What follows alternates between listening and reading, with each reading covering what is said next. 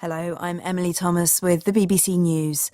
A lawyer acting for the collapsed cryptocurrency exchange FTX says the company's owner, Sam Bankman-Fried, treated it like his own personal fiefdom. James Bromley told the bankruptcy hearing in the US that the exchange's collapse was one of the most abrupt and difficult in corporate American history. Here's our reporter Joe Tidy.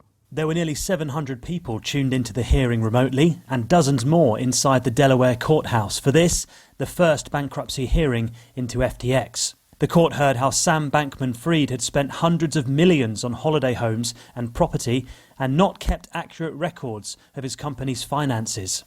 It's been revealed that the emperor had no clothes, lawyers said.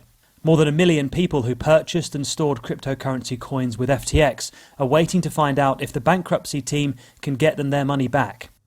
The US Supreme Court has approved the release of Donald Trump's tax returns to a congressional committee, marking the end of a 3-year legal fight.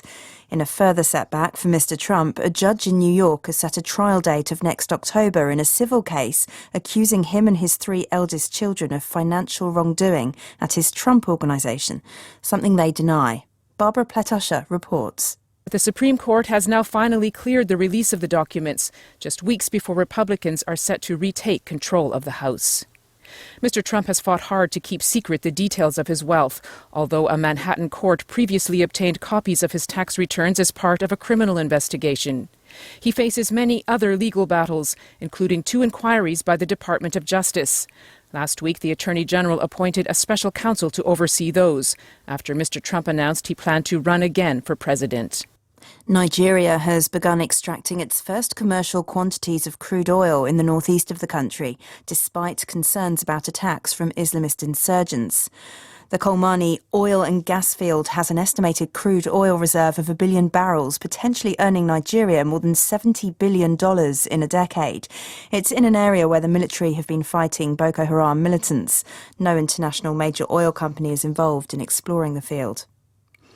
The head of Ukraine's electricity operator has said the country has practically no undamaged thermal and hydroelectric power plants after 6 waves of massive Russian missile attacks. Volodymyr Kudryavtsy said some targets had been hit as many as 8 times, and the energy problems were compounded by the current cold weather. The scale of the damage is colossal. After every widespread missile attack, we need some time to repower most energy consumers and renew the capability to provide them with electricity through the grid.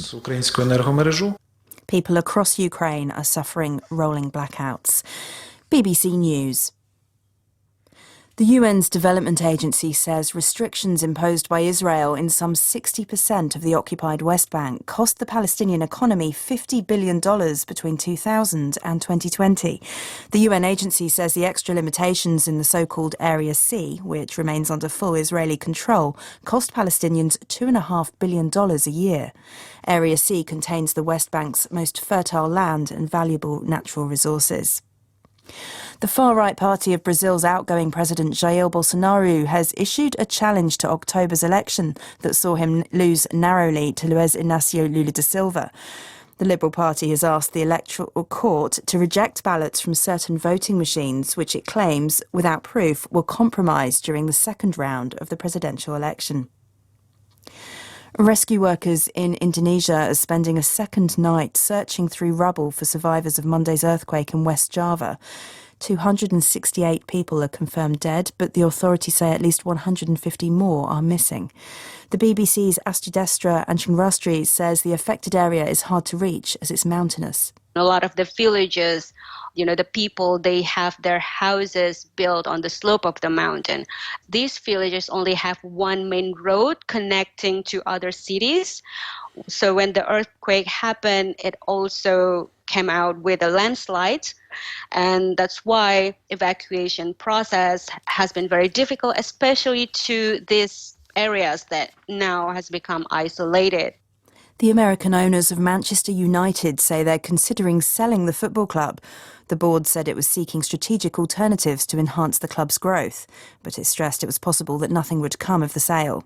The Glazer family bought Manchester United for about $1 billion, but saddled the club with debts they incurred during the purchase.